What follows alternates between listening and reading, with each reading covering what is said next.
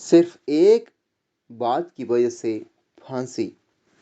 اندلس میں عیسائیوں نے غضب اور تعصب میں 10 لاکھ کتابوں کو نذر آتش کر دیا۔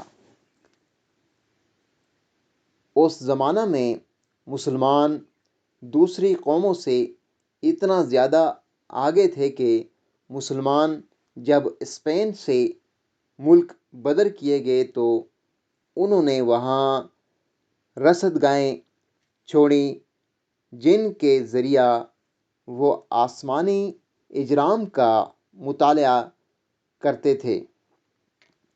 ان چھوڑی ہوئی رصد گاہوں کا استعمال اسپین کے عیسائی نہیں جانتے تھے، چنانچہ انہوں نے ان کو کلیسا کے گھنٹہ گھر میں تبدیل کر دیا۔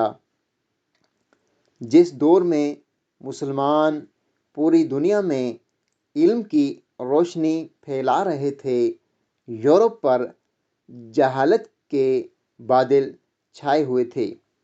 اگر کوئی سربراہ علمی اور سائنسی تحقیق کی کوشش کرتا تھا، اسے بھیانک نتائج کا سامنا کرنا پڑتا تھا۔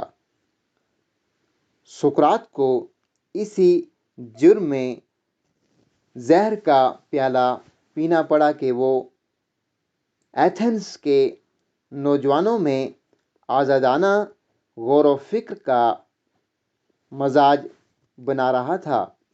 گلیلیو کو صرف اس لیے پھانسی کی سزا سنائی گئی کہ وہ زمین کو متحرک مانتا تھا۔